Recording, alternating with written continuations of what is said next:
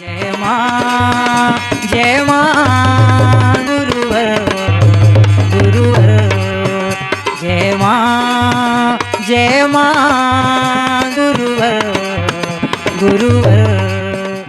विकारात्मक दृश्यों को कम से कम देखो। यह मजबूरी है कि टीवी में आप न्यूज चैनल भी अगर खोलोगे, न्यूज भी सुनना चाहोगे तो विज्ञापनों में इतनी अश्लीलता परोसी जा रही है कि जूते चप्पल का भी विज्ञापन हो रहा होगा, क्रीम पाउडर का भी विज्ञापन हो रहा होगा, तब भी नारी का अंग प्रदर्शन किया जाता है। मगर दुर्भाग्य है कि आज कोई आवाज नहीं उठाता, कोई बोलना नहीं चाहता।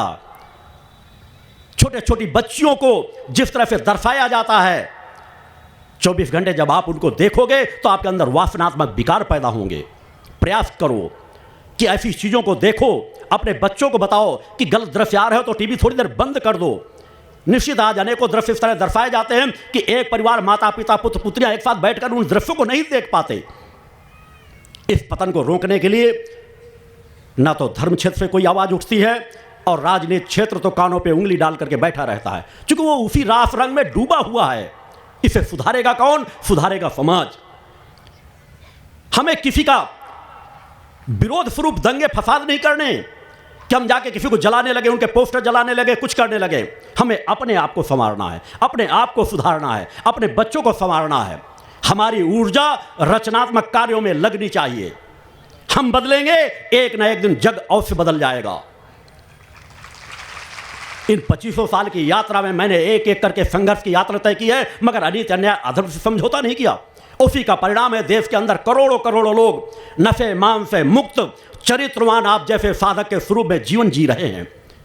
इस कलिकाल में जिसे लोग असंभव मानते थे, जिन जिन क्षेत्रों में समाज के लोग अध्यात्म क्षेत्र से कोई कार्य नहीं करते थे, उन क्षेत्रों में मेरे द्वारा कार्य किए गए। अनेकों लोग जो नशे मांस में रत रहते थे, धुत रहते थे, आपराधिक मार्गों में लगे रहते थे, आज वह सुधर करके मां के आध्यात्मिक मार्ग पर चल रहे हैं। जो लोगों को प्रताड़ित करते थे वही आज लोगों को सहारा दे रहे हैं। परिवर्तन सब कुछ संभव है, आवश्यकता है हम सत्य पथ पर चलें। मेरे द्वारा जो कल कहा गया था कि अनीति अन्याय धर्म को खुली आंखों से देख करके उसके विरुद्ध अपने मस्तिष्क पे विचार बनाओ। जब तक आपके अंदर विचार नहीं आएंगे तब तक आप कार्य रूप में आप उसके विरोध में खड़े नहीं हो पाओगे। आपके अंदर काम हो, क्रोध हो, लोभ हो, मोह हो, आपके अंदर क्रोध भाव आता है, आपका शरीर रोमांचित हो जाता है, क्रोध आपका अंग अंग फड़फड़ाने लगता है। क्योंकि मन के अंदर विचार आए, भाव आए, क्रोध आ जाएगा। आप किसी को एक थप्पड़ तब तक नहीं मार सकते जब तक आप अपने अंदर क्रोध भाव को जागृत नहीं करेंगे। आप काम वासना की तरफ एक कदम भी नहीं बढ़ा सकते जब तक मन मस्तिष्क में आप काम वासना को अपने अंदर हावी नहीं करोगे। इसी तरह सतोगुणी कोशिकाएं हैं, जो मैंने कहा था तप से कामना का नाश किया जा सकता है। साधना तपस्या के माध्यम से रजोगुणी कोशिकाएं अपने आप शांत होती जाती हैं और सतोगुणी कोशिकाएं चैतन्य होती चली जाती हैं। शरीर की कोशिकाएं अपने आप सहज भाव से चैतन्य होती चली जाएंगी। आपके नेत्रों के दोष अपने आप समाप्त होते चले जाएंगे।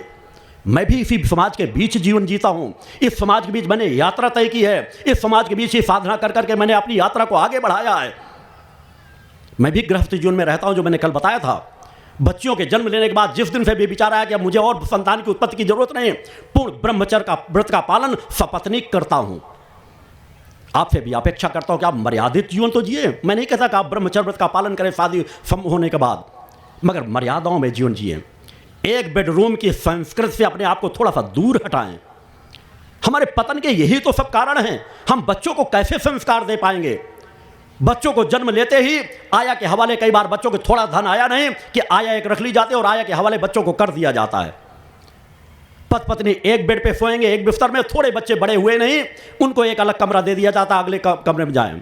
मेरा मानना है कि माता पिता में से कम एक को अपने बच्चों के साथ अवश्य सोना चाहिए। जब वो बच्चों के साथ रहेंगे तो बच्चों को हमेशा सद्विचार मिलते रहेंगे। यह छोटी छोटी जो समाज के बीच की कमियां उनको दूर करने का प्रयास करो।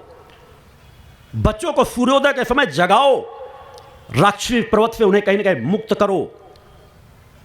पक्षी, जीव जंतु, चिड़ियां सब चहचहाने लगते हैं सूर्योदय के समय। आप भी अपने बच्चों को जगाओ कि वह सूर्योदय के समय कभी मत सोएं। मैंने कहा 5-6 महीने, अधिकतम 1 साल तक के बच्चों के लिए आप रियायत कर दें, मगर 1 साल के बाद उम्र होते ही किसी बच्चों को सूर्योदय के समय मत सोने दो। और ये आप तभी कर पाएंगे जब माता पिता स्वतः सूर्योदय के समय नहीं सोएंगे। साधक बनने का प्रयास करो। प्रकृति की बाकी भक्ति चाहते हो तो माँ आपसे क्या चाहती हैं? माँ ने जो विधान बनाया है कि सूर्योदय होते ही आपको जगना ही चाहिए, यह आपके मनुष्यों का सभी का कर्तव्य है, सब प्रकृति का एक बनाया हुआ नियम है। और उन क्षणों पर यदि आप सोते रहोगे तो आपके विकार जागृत होते रहेंगे। ब्रह्म मुहूर्त का उपयोग करने का प्रयास करना चाहिए। आपका गुरु जब तक अपने लिए साधना करता था तब भी दिन रात एक करने का प्रयास करता था। मेरे माता पिता मुझे 4 बजे प्रातः जगाया करते थे जब मैं छोटा था, और जब मैं अपने पैरों पर खड़ा हुआ, अपनी यात्रा तय करने लगा, तो मैंने उससे भी 1 घंटे पहले जगना प्रारंभ किया। 3 बजे प्रातः जगता था और आज भी जगता हूं, और भविष्य में भी मेरी वही यात्रा रहेगी। आपके लिए साधना करता हूं, तब भी उसी समय उठ करके साधना आराधना करता हूं, मगर आपसे अपेक्षा करता हूं कि आप गृहस्थ में हो, आपकी समस्याएं ज़्यादा हैं, आप ज़्यादा तनावग्रस्त, मगर कम से कम सूर्योदय से पहले हो सके तो जग करके स्नान कर लो। सूर्योदय से पहले अगर आप पूजन में बैठ जाओ तो और उत्तम। नहीं कुछ कर सकते हो तो कम से कम सूर्योदय से पहले जग तो जाओ, अपने बच्चों को जगा तो दो। तो यह प्रयास आपको करना नितांत आवश्यक है। इससे आपके घर का वातावरण सतोगुणी बनने लग जाएगा। अनीति अन्याय धर्म के खिलाफ आवाज उठाने के अंदर आपके अंदर आत्मबल होना चाहिए। भयमुक्त जीवन जियो, और भयमुक्त जीवन, निर्भयता जो आती है वह माता आदि शक्ति जगदम्बा की भक्ति से ही आती है। जीवन में कोई भी मुकाम आ जाए, केवल कुछ बातों का कभी त्याग न करें। धैर्य, धर्म, सत्कर्म, अपने गुरु और अपने इष्ट का। अगर विषम से विषम परिस्थिति आने पर भी आप अपना धैर्य नहीं खोते हो, आप अपना धर्म नहीं खोते हो, आप अपने सत्कर्म पर लगे रहते हो, आप यदि अपने गुरु का स्मरण ध्यान चिंतन करते रहते हो, आप यदि अपनी इष्ट का ध्यान चिंतन करते रहते हो, तो हर विषम परिस्थितियों का कोई न कोई समाधान आपको प्राप्त हो जाएगा। और इनका यदि आप त्याग कर देते हो तो कहीं ना कहीं वह फिर आपकी समस्या का समाधान क्या, एक दूसरी समस्या और खड़ी होती चली जाएगी। और धर्म को सहज रूप में लो। अब में से मैं अनेकों बार देखता हूं, महसूस करता रहता हूं, कभी डिबा टीवियों में भी, चैनलों में भी देखता रहता हूं कि अनेकों लोगों के जीवन में कोई समस्या आई, चाहे अस्पताल में कोई पड़ा हुआ हो, कोई राजनेता बीमार हो जाए, कोई हो जाए, तो वहां जोर जोर से कहो गीता पाठ करने लगे। कई लोग तो जाकर के गीता लेकर वही पाठ करना शुरू कर देते, कोई रामायण लेकर पाठ करना शुरू कर देगा, कोई कहीं कहीं छोटे मोटे यज्ञ कराना शुरू कर देता है, और वह भी प्रदर्शन के लिए। कैमरे वालों को बुलाएंगे कि देखो इसको देख लो कि हम फला नेता के लिए, अपने फला के लिए यज्ञ कर्म कर रहे हैं, ऐसा कर रहे हैं, तो वो भी देखें, सबको देखें। इस तरह के कार्य अधर्म कहलाते हैं। धर्म संतुलन के साथ किया जाता है, मर्यादा के साथ किया जाता है, प्रदर्शन के लिए नहीं किया जाता। मेरे द्वारा जो मैंने कहा था कि यज्ञ संपन्न के जिन 8 यज्ञों मैंने समाज के बीच किए, पूर्ण मर्यादित होते हैं, एकाग्रता के साथ होते हैं। एक स्थान पर बैठ करके एक बार सामग्री लेकर बैठ जाता हूं तो दूसरी किसी सामग्री की मांग एक बार भी मुख से दूसरे शब्द तक नहीं उच्चारित किए जाते। और उन्हीं का परिणाम था जो मैंने कहा, असंभव से असंभव कार्यों को उन यज्ञों के माध्यम से किया गया है। सब कुछ आज भी संभव है। हमारे धर्म में जो यज्ञों की महत्ता बताई गई है कि यज्ञ स्थल की अगर रजकण मात्र मिल जाए तो हमारे लिए कितनी फलीभूत हो सकती है, मगर आज तो लाख लाख कुंडी, हजार हजार कुंडी यज्ञ हो रहे हैं, मगर समाज ज्यों का त्यों पड़ा हुआ है। जहां धर्म में अर्थ समा जाता है वहां समाज का पतन हो जाता है। अब आज समाज के पतन के मूल सिर्फ 2 कारण हैं। धर्म सत्ता भटक गई, राज सत्ता भटक गई। और जब धर्म सत्ता और राज सत्ता का पतन हो जाता है तो समाज का पतन सहज भाव से होता चला जाता है। अतः इसे कहीं ना कहीं से रोकना पड़ेगा, और रोकने के लिए सबसे पहले हमको अपने आप को सुधारना पड़ेगा। हमारा आत्मबल इतना मजबूत हो कि जिन बातों का हम विरोध समाज के लिए करते हैं उन बातों को हमने पहले अपने जीवन में स्वतः लगाम लगा रखी है। वैसे कार्य हमारे द्वारा नहीं होते, हम सतमार्ग में चलने वाले हैं। तभी आप माता आदिशक्ति जगदम्बा के चरणों पर जब बैठोगे तो माँ के चरणों का एक अलग आनंद प्राप्त होगा। माँ के चरणों को आप नेत्रों भर करके देख सकोगे, माँ के नेत्रों से नेत्र मिला सकोगे कि हम अनीति अन्याय अधर्म पर जितना हमको ज्ञान है, हम अनीति अन्याय अधर्म के रास्ते पर मां नहीं चलते। हमें आपकी कृपा चाहिए कि हमें और सहारा दो, हमें और भक्ति ज्ञान और आत्मशक्ति दो कि हम अपना आत्म कल्याण करने के साथ साथ ही समाज का आत्म कल्याण कर सकें, जन कल्याण कर सके। और उसी आत्म कल्याण और जन कल्याण की भावना में भक्ति मानव कल्याण संगठन को बढ़ाया जा रहा है। धर्म यही है कि हम धारण करें तो रट्टू तोता न बने। बड़े बड़े धर्म ग्रंथों को याद कर लेने से आपका कभी कोई कल्याण नहीं होगा। उनका आपने उपयोग कितना किया है? ग्रंथों का ज्ञान करके ग्रंथ जिस दिशा में बढ़ाना चाहते हैं, भगवत गीता हमें जिस दिशा में बढ़ाना चाहती है, क्या वह भक्ति योग, कर्मयोग और ज्ञान योग को लेकर के हमने कर्म पथ पर अपने कदम बढ़ाए हैं? नहीं बढ़ाए। यही मूल कारण है समाज के पतन का। और आज समाज के पतन को रोकना है तो पुनः भक्ति काल को जागृत करना पड़ेगा। लोगों के अंदर की सोई हुई साधनात्मक प्रवृत्ति को जगाना पड़ेगा, उन्हें साधना पथ पर बढ़ाना पड़ेगा। अपने आप समाज का सुधार होता चला जाएगा। अन्यथा कहानियों, किस्सों, कथाओं से आपका कभी कल्याण नहीं होगा। मंदिरों पर माथा रगड़ते रहो, चूंकि आपका यदि विवेक जागृत नहीं होता, कर्म अच्छे आप नहीं कर रहे हो, मंदिरों में माथा रगड़ने का, टेकने का लाभ प्राप्त होता है, मगर आप कैसा जीवन, आप पात्र हो या नहीं। परम सत्ता आपको कुछ देना भी चाहती होगी, तो आप अगर कुपात्र हो और एक मिनट जाकर के चाहो माथा रगड़ दे, हमको लाभ मिल जाए, तो लाभ नहीं मिलेगा।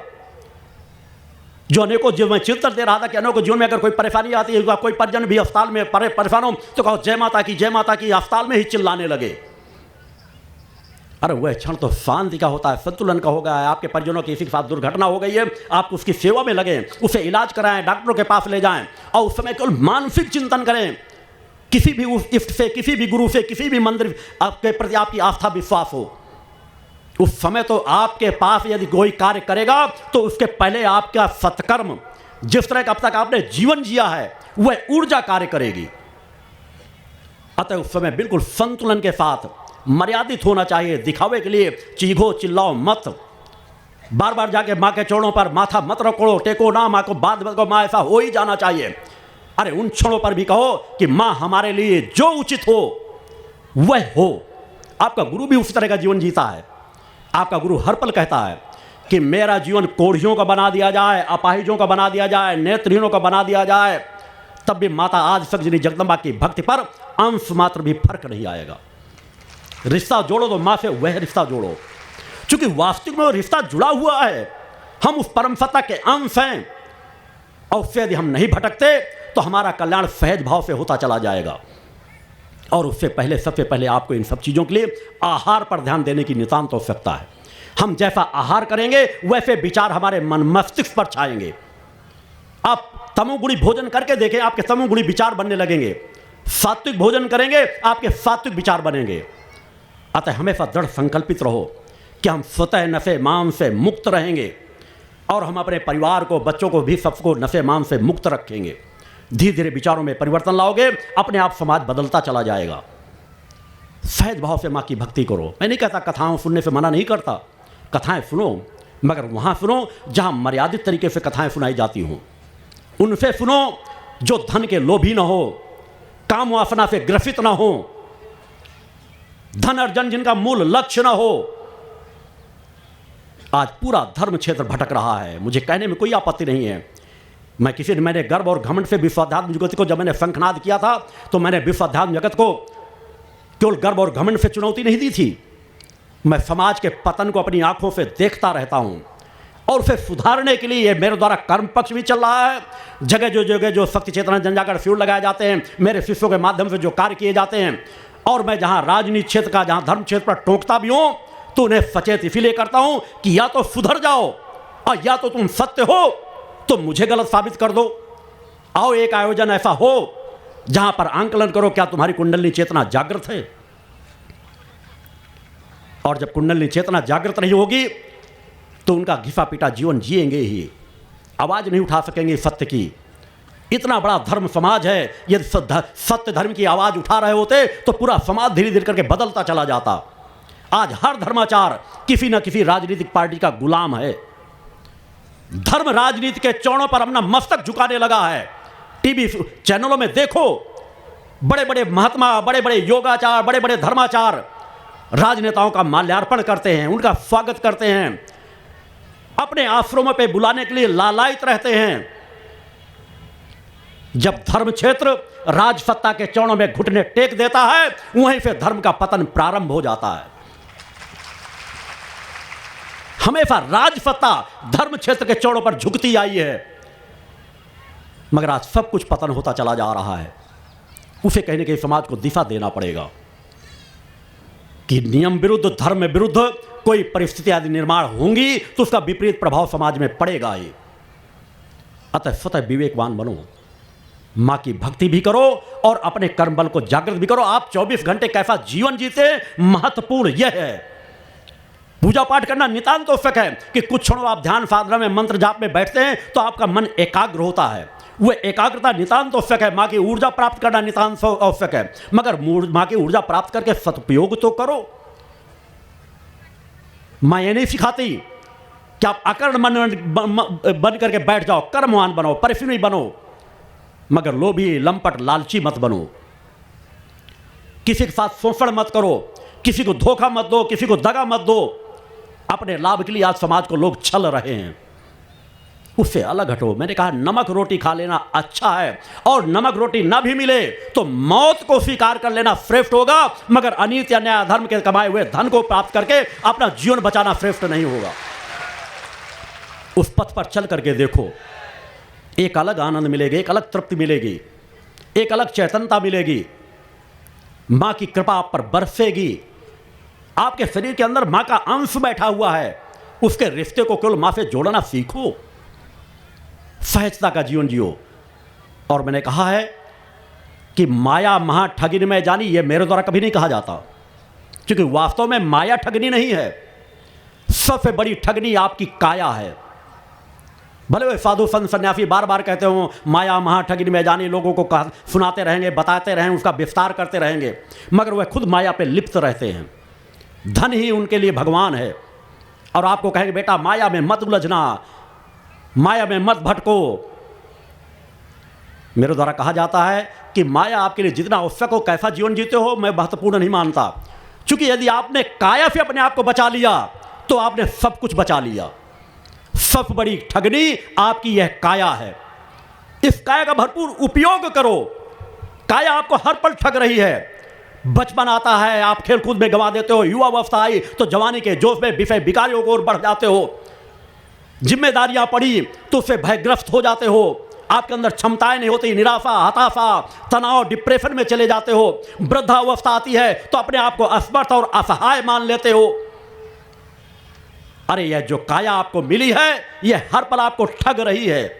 आराम परस्त होना चाहती है, सुख सुविधाओं की चीजों को खाना चाहती है, मगर आप शरीर नहीं हो, आप आत्मा हो। इसका विचार करो, और यह जो स्थूल शरीर आपको प्राप्त हुआ है, इसको तुम ठग डालो। अगर तुमने स्थूल शरीर को ठग लिया तो मान लो तुमने पूर्णता को प्राप्त कर लिया। इस शरीर को उपयोग करो। इस शरीर को नहलाओ धुलाओ तो इसलिए कि इस शरीर को मुझे स्वस्थ रखना है। यह स्वस्थ रहेगा तभी मैं सत्कर्मों में इसका उपयोग कर सकूंगा। इसको भोजन कराओ इसलिए कि इसको मुझे चलाना है, संचालित करना है। इसे मैं इसलिए स्वस्थ बना रहा हूं कि मैं कर्म कर सकूं, परिश्रम कर सकूं, अकर्मण और आलसी न बन सकूं। एक एक समय का इसका मुझको उपयोग करना है। अगर ये शरीर मुझे 25 साल, 50 साल, 100 साल के लिए मिला है तो इस शरीर को मुझे भरपूर उपयोग कर डालना। अंतिम क्षणों तक इसे तोड़ने का प्रयास करो। जब असमर्थ हो जाए, शरीर थक जाए, तब कहीं जाके आराम के विषय में सोचो। जो भी कार्य आपके सामने, उस कार्य में पूरी क्षमता को लगा दो। आपकी क्षमता और बढ़ती चली जाएगी। एक बार उपयोग करके देखो। आपका गुरु भी वैसा ही जीवन जीता है। मात्र 24 घंटे में 2.5-3 घंटे का ही विश्राम मिलता है। हर पल बचपन से आज तक अब मैंने इसका उपयोग करना ही सीखा है, और उपयोग करने से शरीर का हमेशा चैतन्य बना रहता है। ऊर्जा हमेशा संचालित रहती है आपके शरीर में। आप कम से कम भोजन में शरीर को स्वस्थ और चैतन्य बना सकते हो। एक छोटा बच्चा जितना भोजन करता होगा उतना भोजन मेरे द्वारा किया जाता है। प्रातः थोड़ा सा स्वल्पाहार लेता हूं और सायंकाल थोड़ा सा भोजन लेता हूं, फिर भी मेरा शरीर कभी कमजोर नहीं रहता। 20 घंटे 21 घंटे इस शरीर को किसी न किसी कार्य में रत रखता हूं। आप भी करके देखो, उपयोग करो। इसकी सामर्थ्य अलौकिक है, चूंकि ये जड़ नहीं है, चेतन है। इसके अंदर ऊर्जा कार्य कर रही है। आप शरीर को खपाओगे नहीं तो ऊर्जा अंदर से आएगी कैसे? बाहर से तुम सब कुछ प्राप्त करना चाहते हो, बाहर से भोजन करो, बाहर की चीजें आवश्यकता अनुसार शरीर को दो, मगर शरीर को एनर्जी अंदर से आकर्षित करो, उसका आकर्षण करो। इसलिए मैंने ओम और मां बीज मंत्र दिए हैं कि थोड़ी देर बैठ करके क्रम से ओम और मां बीज मंत्रों का उच्चारण करो। इससे आपकी सतोगुणी कोशिकाएं चैतन्य होंगी, सुषुम्ना नाड़ी पर वायु चैतन्य होगी और आपकी कार्य क्षमता जागृत होगी। आपके अंदर से एनर्जी आएगी, ऊर्जा आएगी। कम से कम भोजन में भी आपका शरीर चैतन्य बना रहेगा, मगर आप सिकुड़ते जाते हो, असमर्थ होते जाते हो, शरीर को हर वर्ष दर वर्ष आप शरीर को कमज़ोर करते चले जाते हो।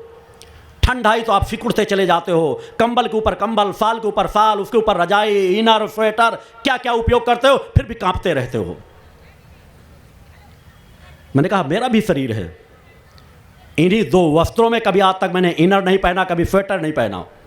भीषण से भीषण ठंड मेरे यही वस्त्र रहते हैं। कम से कम इस उम्र तक तो अभी शरीर में कंपन नहीं आया।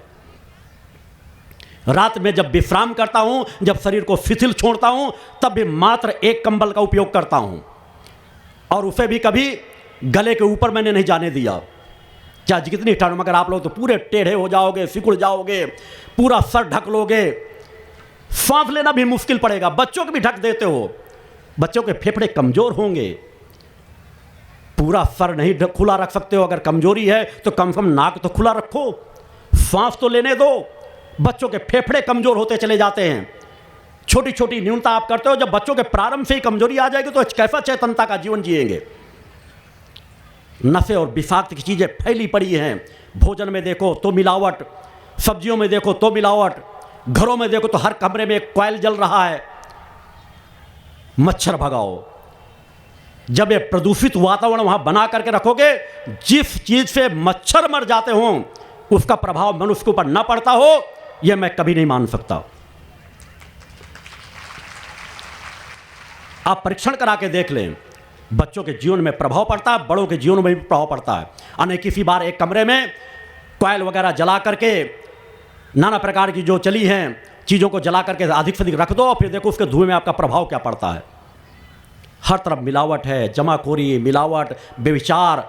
इसमें कहीं ना कहीं समाज को जागृत होना पड़ेगा। आप अपने क्षेत्रों में खोजी प्रवृत्ति रखो। वास्तव में मेरा मानना कि यदि तुम इंसान बन जाओ और मानवता के कर्म करने लगो, तो आज जो नाना प्रकार की बातें उठती रहती है, इस जिले में और इतने पुलिस प्रशासन की जरूरत है, यहाँ इतने और लोगों की जरूरत है। मेरा मानना है आज देश के अंदर जितना पुलिस तंत्र है उसे भी 50% और कम किया जा सकता है, यदि हर कार्य आप ईमानदारी से करने लगो।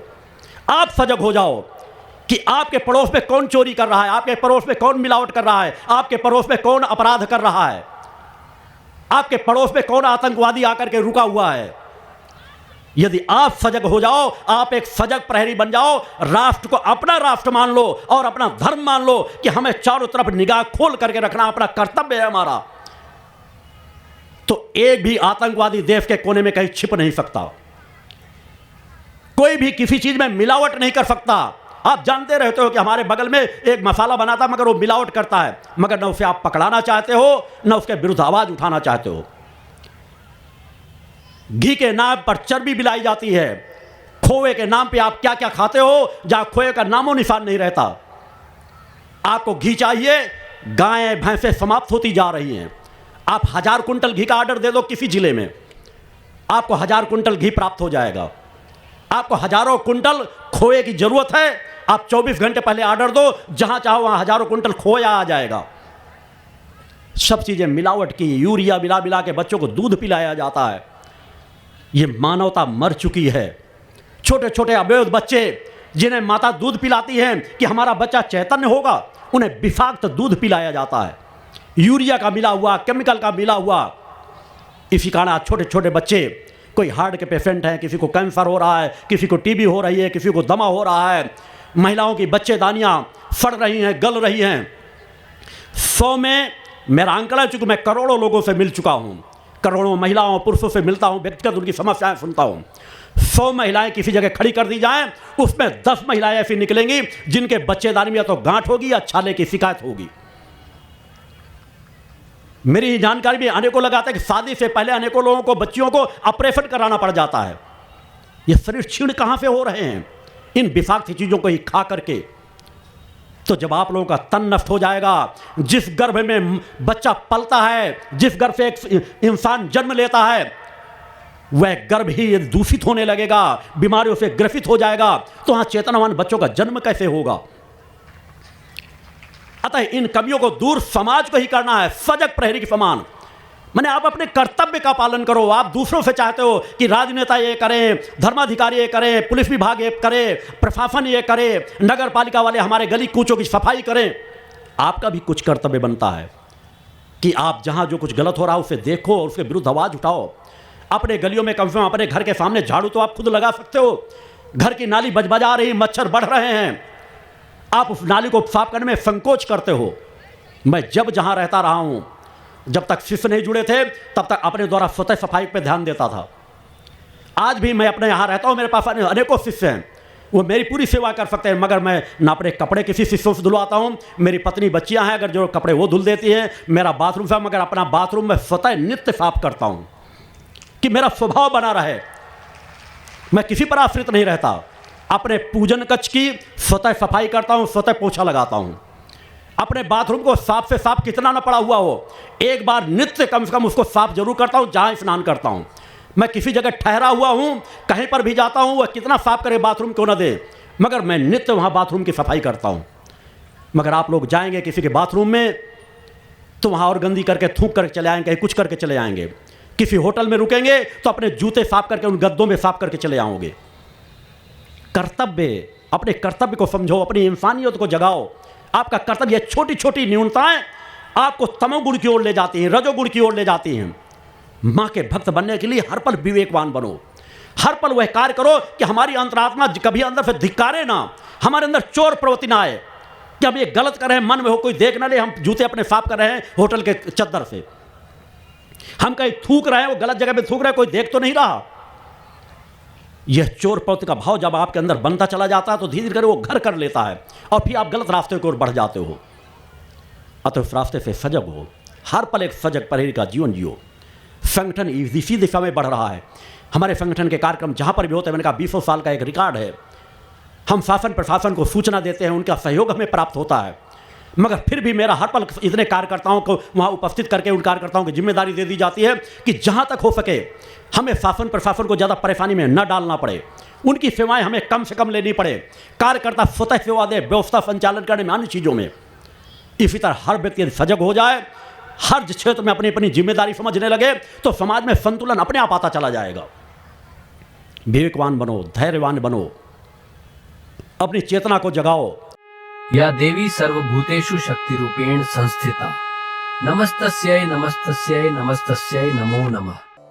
पंच ज्योति शक्ति तीर्थ सिद्धाश्रम, मां की कृपा और गुरुदेव की अमृतवाणी का पावन संगम। एक ऐसी पवित्र भूमि जहां मां भगवती की ज्योति हर दिल को रोशन करती है, जहां परमहंस योगीराज श्री शक्तिपुत्र जी महाराज के चरणों में बैठकर हर मन की पुकार सुनी जाती है। पंच ज्योति शक्ति तीर्थ सिद्धाश्रम, जहां हर कदम पर साधना, हर सांस में भक्ति और हर पल में जन कल्याण की सुगंध बिखरती है। आओ इस अलौकिक यात्रा में शामिल हो और देखो कैसे एक आश्रम ने करोड़ों जीवन को बदला। युगवंदनीय धर्म सम्राट, युग चेतना पुरुष सद्गुरुदेव परमहंस योगीराज श्री शक्तिपुत्र जी महाराज के पावन चरणों में कोटि कोटि नमन, वंदन और प्रणाम। उनकी कृपा से एक ऐसी पवित्र स्थली का सृजन हुआ जो तप, योग, ध्यान और साधना का स्वर्णिम केंद्र है। यह है मध्य प्रदेश के शहडोल जिले की ब्योहारी तहसील में बसा पंचज्योति शक्ति तीर्थ सिद्धाश्रम, जिसकी नींव परम पूज्य गुरुवर्श्री ने 23 जनवरी 1997 को रखी। तब से यहाँ मां भगवती की अखंड ज्योति जल रही है और 15 अप्रैल 1997 से श्री दुर्गा चालीसा का अखंड पाठ अनंत काल तक जन जन के कल्याण के लिए गूंज रहा है। हर सुबह और हर शाम जब सूरज की किरणें और चांद की चांदनी सिद्धाश्रम को चूमती हैं, तब परम पूज्य गुरुदेव जी, माता भगवती आदिशक्ति जगत जननी दुर्गा जी सहित सभी देवी देवताओं और सहायक शक्तियों की आरती करते हैं। इस पावन बेला में भक्तों के हृदय मां की भक्ति में डूब जाते हैं। मूल ध्वज साधना मंदिर में भी रोज सुबह शाम होने वाली आरती में भक्तों का समूह उमड़ता है। यहाँ हर मन की पीड़ा मिटती है, हर शरीर को शांति मिलती है और हर आत्मा को सुख, शांति व समृद्धि का आशीर्वाद प्राप्त होता है। परम पूज्य गुरुदेव की कृपा ऐसी कि वे रोज सुबह और शाम भक्तों से निःशुल्क मिलते हैं। मां के भक्त और गुरुदेव के शिष्य अपने मन की बात उनके चरणों में रखते हैं और बदले में समाधान व आशीर्वाद पाते हैं। अब तक 1 करोड़ से ज्यादा भक्त गुरुदेव से मिलकर उनके मार्गदर्शन से जीवन की राह पा चुके हैं। गुरुदेव की वाणी ऐसी कि सुनते ही मन में संकल्प जागता है। उनके आशीर्वाद से करोड़ों लोग नशे और मांसाहार से मुक्त होकर चरित्रवान और चेतनावान जीवन जी रहे हैं। हर दिन सैकड़ों लोग नशा छोड़ने की प्रेरणा लेने सिद्धाश्रम धाम पहुंचते हैं। पूज्य गुरुदेव के 20 लाख से अधिक दीक्षा प्राप्त शिष्य आज के अधर्म और अन्याय के दौर में भी मां की ज्योति से अपने घरों को आलोकित करते हैं। वे साधनात्मक जीवन जीते हुए आत्म कल्याण और जन कल्याण के पथ पर चल रहे हैं। क्या यह चमत्कार नहीं? सिद्धाश्रम धाम में पिछले 28 वर्षों से मां अन्नपूर्णा भंडारा चल रहा है, जहां सुबह शाम हजारों भक्तों को स्वादिष्ट और पवित्र भोजन मिलता है। और सुनो, यहाँ ठहरने की व्यवस्था भी पूरी तरह निःशुल्क है। क्या ऐसी जगह कहीं और मिलेगी जहां हर सुविधा मां की कृपा से मुफ्त हो? सिद्धाश्रम धाम की पावन सरिता के तट पर बनी त्रिशक्ति गौशाला देखकर भक्तों का मन आनंद से भर जाता है।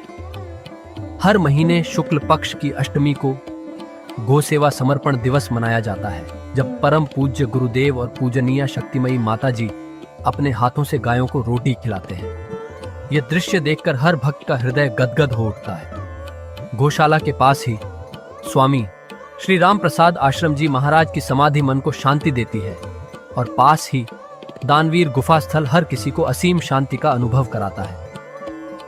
हर साल शारदीय नवरात्र में सिद्धाश्रम धाम में शक्ति चेतना जनजागरण शिविर का भव्य आयोजन होता है। लाखों भक्त यहाँ योग, ध्यान और साधना सीखते हैं, गुरुदेव के चेतनात्मक चिंतन को सुनते हैं और मां की अलौकिक आरती का आनंद लेते हैं। मां की कृपा और गुरुदेव का आशीर्वाद पाकर हर भक्त धन्य हो उठता है। 23 जनवरी सिद्धाश्रम स्थापना दिवस एक और पावन अवसर है। इस दिन अखिल भारतीय सिद्धाश्रम दौड़ प्रतियोगिता, योग भारती सामूहिक विवाह और शाम को सुर संध्या व कवि सम्मेलन का आयोजन होता है। क्या मजा है जब भक्ति और संस्कृति का ऐसा संगम देखने को मिलता है। सिद्धाश्रम धाम का जनसंपर्क कार्यालय हर जानकारी का खजाना है। यहाँ से मासिक सिद्धाश्रम पत्रिका और साप्ताहिक संकल्प शक्ति अखबार मिलता है, जिसमें गुरुदेव की ऋषिवाणी और प्रेरक लेख पढ़ने को मिलते हैं। और हाँ, यहाँ माँ के प्रसाद के रूप में शक्ति जल भी निःशुल्क मिलता है। इस शक्ति जल ने करोड़ों लोगों को नशे और बीमारियों से मुक्त कर चेतनात्मक ऊर्जा दी है। क्या यह माँ की कृपा नहीं? जन कल्याण का एक और अनुपम उदाहरण है निःशुल्क वस्त्र सहायता केंद्र, जहां लाखों जरूरतमंदों को कपड़े दिए गए हैं। यह सिलसिला आज भी अनवरत चल रहा है। सिद्धाश्रम धाम में पौधारोपण का भी बड़ा काम होता है। परम पूज्य गुरुदेव जी महाराज एवं पूजनीय शक्तिमयी माता जी स्वयं समय समय पर पौधारोपण करके पर्यावरण को बढ़ावा देते हैं। सिद्धाश्रम धाम में अनेक प्रकार के फल, फूल और औषधियों के हजारों पेड़ों की हरियाली देखकर मन प्रसन्न हो जाता है। सिद्धाश्रम धाम में विभिन्न प्रकार की हरी सब्जियां उगाई जाती हैं, जो निःशुल्क चल रहे मां अन्नपूर्णा भंडारे में प्रयोग की जाती है। परम पूज्य गुरुदेव जी ने मानवता, धर्म रक्षा और राष्ट्र रक्षा के लिए 3 धाराएं बनाई हैं। भगवती मानव कल्याण संगठन, पंचज्योति शक्ति तीर्थ सिद्धाश्रम और भारतीय शक्ति चेतना पार्टी 15 मार्च 1995 को बने। भगवती मानव कल्याण संगठन के 1 लाख से ज्यादा कार्यकर्ता नशा मुक्त, चरित्रवान और परोपकारी समाज बनाने में जुटे हैं। संगठन का नशा विरोधी आंदोलन इतना प्रभावी है कि पिछले कुछ सालों में 2000 से ज्यादा अवैध शराब माफियाओं पर कार्रवाई हुई। संगठन के समर्पित और कर्मठ कार्यकर्ता दिन रात इस मिशन में लगे हैं। Siddhashram Ayurveda and food products के जरिए शुद्ध दवाएं और खाद्य पदार्थ बनाए जाते हैं। इन्हें लेने या व्यापार के लिए एजेंसी पाने के इच्छुक लोग संपर्क कर सकते हैं। आओ सिद्धाश्रम की इस पावन यात्रा का हिस्सा बनो। यहाँ माँ का अखंड गुणगान सुनो, साधना में डूबो और परम पूज्य गुरुदेव के दर्शन कर जीवन को धन्य करो। भगवती मानव कल्याण संगठन तुम्हें मानवता, धर्म और राष्ट्र की सेवा में शामिल होने का सादर न्योता देता है। जय माता की, जय गुरुवर की। जय मां, जय मां।